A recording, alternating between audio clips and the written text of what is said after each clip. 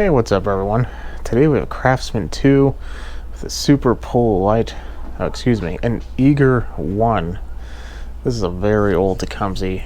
This is when the spark plugs were in the rear. Can't really see too much about it, but it's old. I'll just put it that way. I rarely see anything of this tenure. But the cable seemed to work except for the throttle cable, and the front wheels are a little bit meh, but I'm not 100% sure if that is normal. At the very least, I want to get this engine running and see if it just needs to be worked through a little bit by the engine and get the wheels good to go. If not, then we'll work on the wheels, but I mean, from the looks of it, it's pretty simple. It even has open gears. There isn't a whole lot of fuel in there, but I'm not sure it's even fuel. It smells pretty light for being fuel, let's put it that way. I think it could be water. These gas caps are vented, which all of them are, but the type of vent this has is directly on top, so if it rains, water gets in there sometimes. I mean, there's protection against it, but yeah. This is the filter. It's soaked. It's been outside. I just got this maybe a few hours ago, and it's been not raining, but it's still wet. It was raining yesterday, so I have a feeling this was outside for a very long time. And as you can tell, there's leaves and crap on it. So let us take a little bit of something special and give it a yank. But before we do that, we probably want to check the oil. That's not the oil, that's the gas.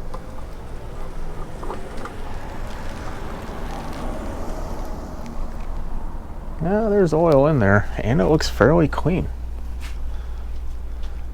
It's a little low, but it's oil. So here's the problem with stuff that's been outside. The oil can look clean as the day you put it in, and then all of a sudden you run it, and then you look at it later, and it just looks like a milkshake. Water and oil separate, obviously, but when it runs, it just kind of foams it up and gets all foamy. And I have a video on why is my oil foamy. It's the same reason, but if it hasn't been sitting for a very long time, it can unseparate again, and often does. This is just brake parts cleaner that is flammable, not that fake stuff CRC makes now.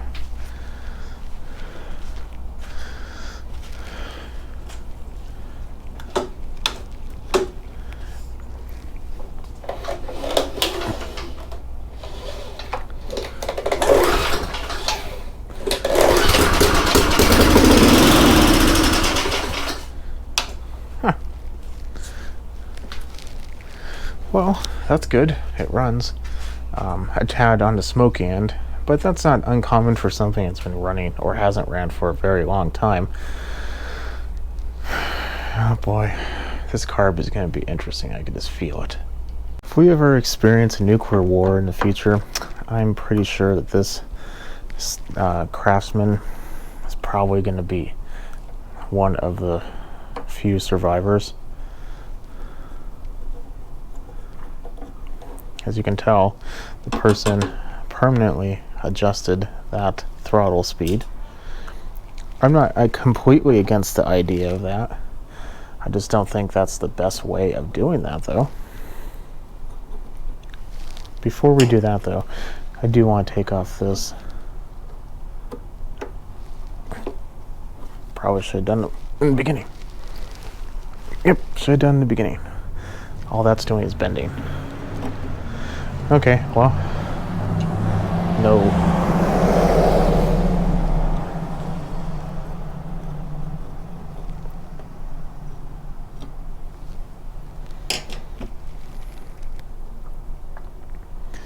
I have to remember that goes in the back. This should just come off the spring. There's only one hole, so we only There's only one place we can possibly put that. Okay.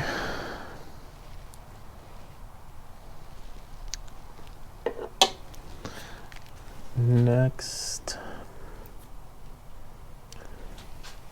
So I have a aftermarket carb that I don't know if it's really appropriate, but here it is. Now, this obviously has a choke on it, which is seized up.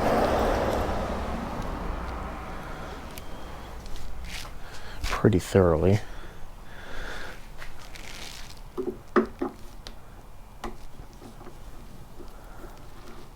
So there should have been a choke mechanism on here at one point. Probably was, and then whoever jammed a screw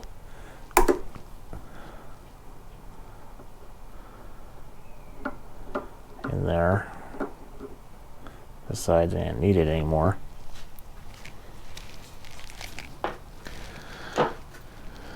But this should fit the new carb. This is a crank vent. I mean, technically, if we really wanted to, we could even use the vent that came with the new carb. Usually, if I don't need to, I will just omit it. Just put like a little silicone down there, wait for it to dry thoroughly, and then call it good. It's not going to suck it through. This is important. It's not incredibly important, I suppose. Well, the throttle at least works. Okay, I'm going to get some fuel line pliers, and we'll take off that fuel line and see what we have in there for fuel. Before I do that, so look how this is originally installed on there. Spring is on the throttle arm, or the governor arm, excuse me, and then this piece went into the, right here, on the little lever that's being held in place by a wood screw. This is a typical Tecumseh setup for a non-adjustable engine. It just has this little plate right here that screws on at the end of the carb on the outside. I think I might just see if that will work better for us. Take that nonsense off. This, well, let's just compare the two, why don't we? If we need to remember, it's on the center. So what do we have? Well, the spring that's on the old one is definitely beefier, and so is the line, or the linkage. It's definitely longer. See?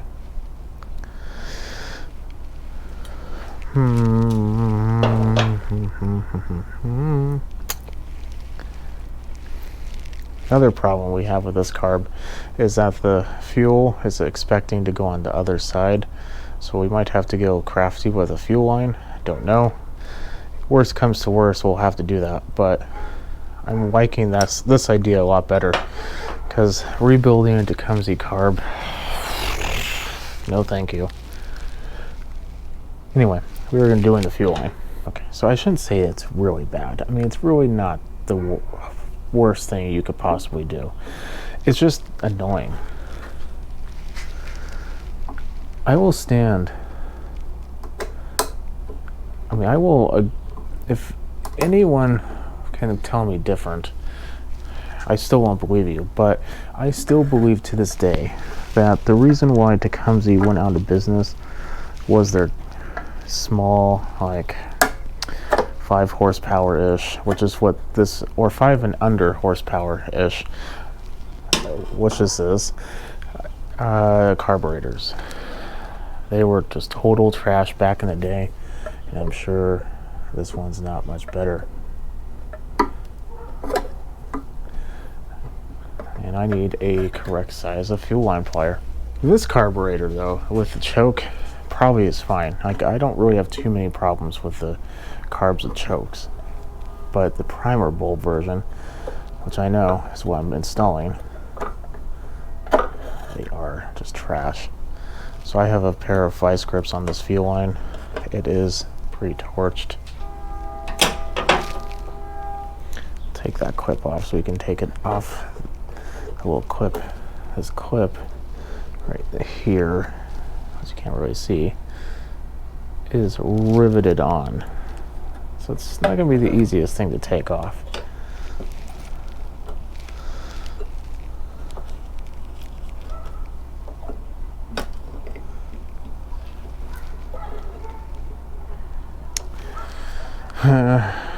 This is not going to be easy to drain. I'm going to put it in the back and we'll take a look at the result together.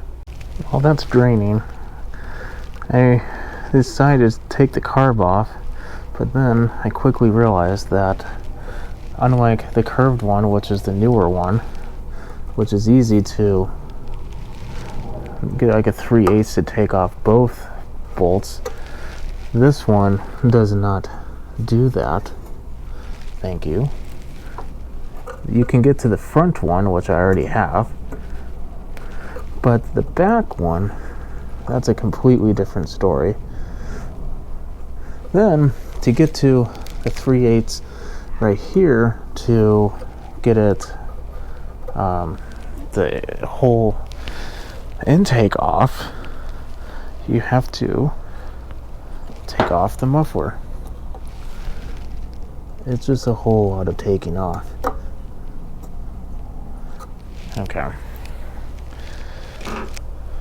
I think these are 7/16. It's gonna be scary though. These bolts are old, heat cycled hundreds of times probably, and rusty. And maybe they're not 7/16.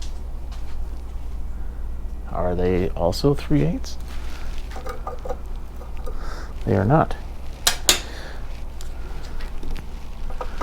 Are they just super dirty? Or did I not push the tab back far enough?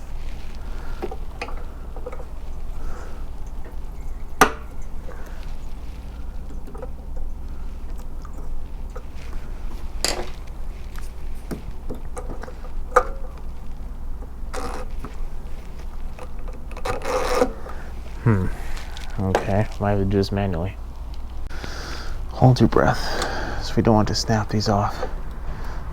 Oh, that one's moving already. Very good. Okay. I'm gonna work on the top one and get the bottom one out. Okay. That's uneventful. It's nice. I like that.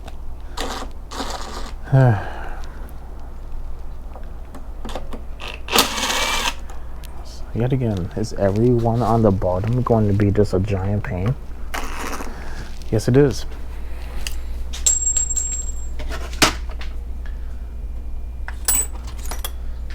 Let's see if a Phillips head will do our trick. Technically, you could do both. Very good.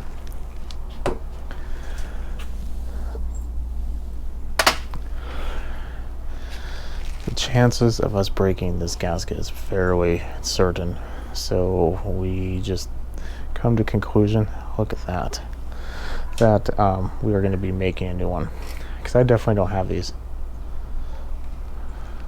There's like silicone on that one.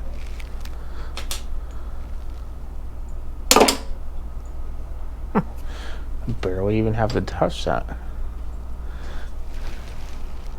Look how small that is.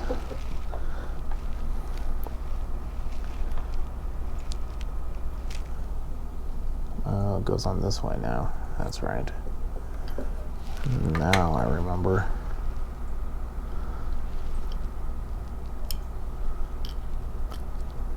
There we go. Now we finally can get to that 3/8, which I'm going to take it off and put a new carb on. Definitely had some lean problems, which is interesting because this is an adjustable carb. So Yeah, fun times. Here we have the carb setup. I put a new gasket in, cleaned the surface on the intake. I'm gonna have to make a new gasket for the other side right here. I cleaned that as well. I just used some pretty thick carb paper. This is like a piece that I had to cut off for whatever reason. It's pretty small. I'll be able to fit something in there. I was hoping I could use one off a different of the newer style Tecumsehs, but they're different. And it's a little dirty in there as well, so I'm going to blow that out and put it on the machine. This is what came out of the tank. Like I said, it's kind of weird, especially since it's a plastic tank and it looks like it's rusty. I'm gonna put the carb on. Just imagine the exact opposite of what you saw me do. I am, however, going to not use the old spring. I'm gonna use the new one. Because I'm using a new one, this tab, I have to bend it. Just bend it now. It should be semi-taut. And the other one was bent fairly significantly the other way. I also did reroute the fuel line, as you can tell. Dried out the tank as much as I could.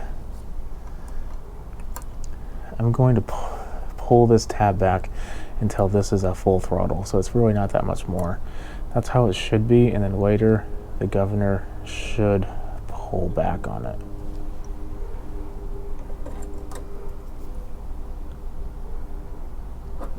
Oh, there we go. That's pretty much full throttle, maybe just a tad more. Okay, put some fuel in there, give it a pull. While I do a few things, sorry about the plastic noise, let's have a quick discussion. I drained the tank. The tank was pretty nasty. Now, the problem with these style tanks is that usually for metal tanks, I would take like a torch and completely get them dry, get them hot, get them dry. It's pretty easy. This one, I had to blow out with air, put in a couple towels, wipe them all around the tank, try to do that again, blow out more air, so on and so forth. I did that like 4 or 5 times. And it appears to be dry in there, but we will find out. Just in case though, I'm not going to put a whole lot of fuel in there. Maybe like 1/8 of a tank. So a couple ounces.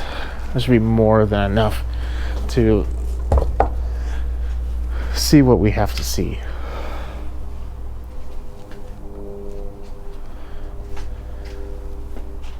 Now, because this cap has a potential of leaking, I'm going to dry it off because it is wet.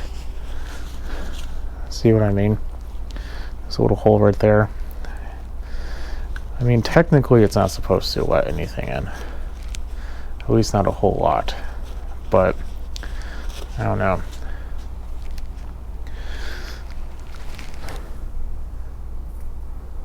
Oh, my hands are wet.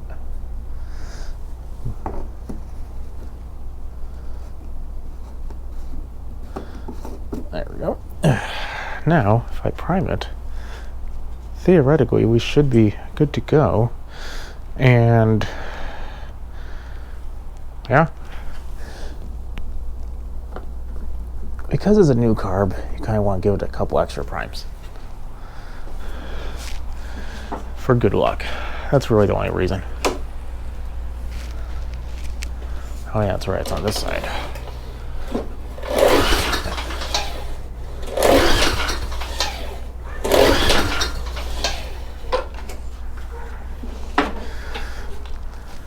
Maybe we didn't give enough primes for luck.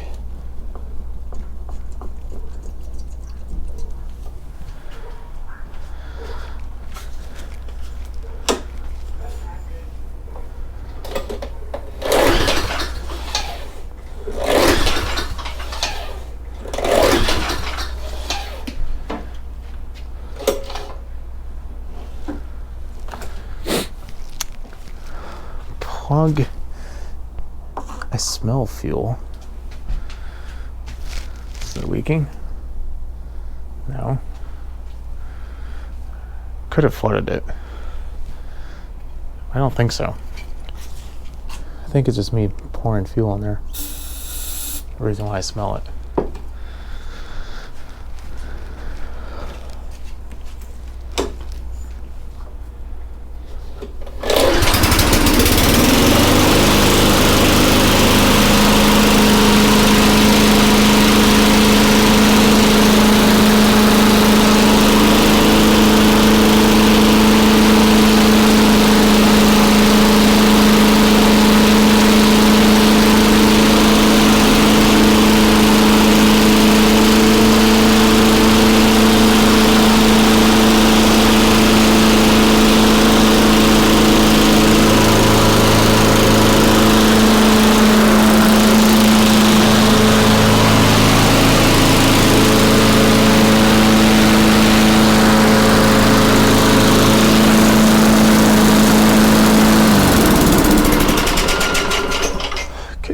Cable isn't retracting all the way, and this piece is causing it to not retract as well. So let us put this back on. See if the wheels move a little easier. They do.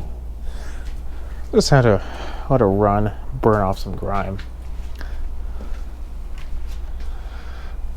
Ooh, I know. Here we go. Just give the mechanism a good oiling. And the cable too. Never have too much oil. I'm going to try pulling on it without the primer. If it doesn't start, I'm going to prime it.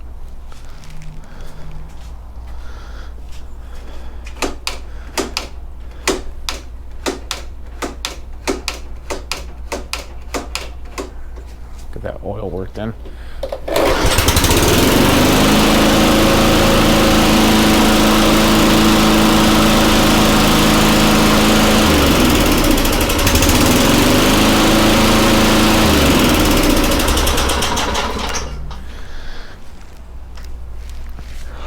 You know what? I think it's pretty good. I'm not going to really do too much more to it. I could put a tack on there. Excuse me. But it sounds pretty decent. It might be a little slow. In fact, let's just... Only thing I have available right now. Just bend this back a tad bit more. There we go. But this does mean that I don't have to use the throttle anymore. So that's good. Let's check the oil since it did run. If it's milky, we have problems. Yeah, it's a little milky.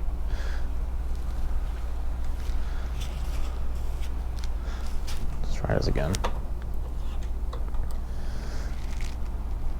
It's also a lot lower than it was before. So it definitely is going to get an oil change.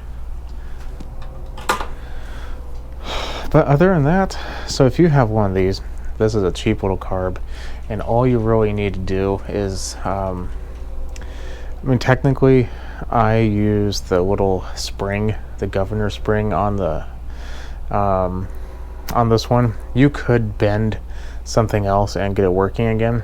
I would prefer this way, but the old spring was just very, very old. Let's just put it that way. It wasn't going to last much longer. So that's the main reason why I want to do this one. This one was a lot easier. This belt could be a little better. The owner, however, does not want to replace it, so I'm not going to. But other than that, if you have a eager one, you can buy a cheap little Tecumseh carb. And the only thing I would recommend doing is do not get one with the crankcase vent already in there, because I do have to put a plug on there. I think I have these little plastic plugs I usually try to use. If not, I'll put a little silicone. But other than that, that's about it. If you like what you see, keep watching, subscribe. Check me out on Instagram, SmallEngine101, and I'll catch you in the next video. Have a good night. It's been a day or two later, and I decided to change the oil completely and put a new excuse me, I already have a new air filter on there, but I decided to change the spark plug, remove the throttle cable, so technically it should be done with whatever we need to do. Has good 10W30 oil in there. Might be a tad over full, but let's see if it starts up. I also adjusted the engine speed just a touch.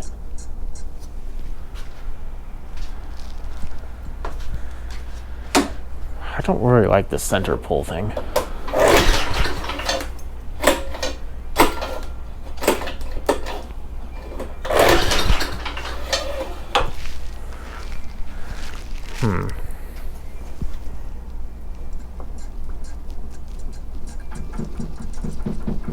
There we go.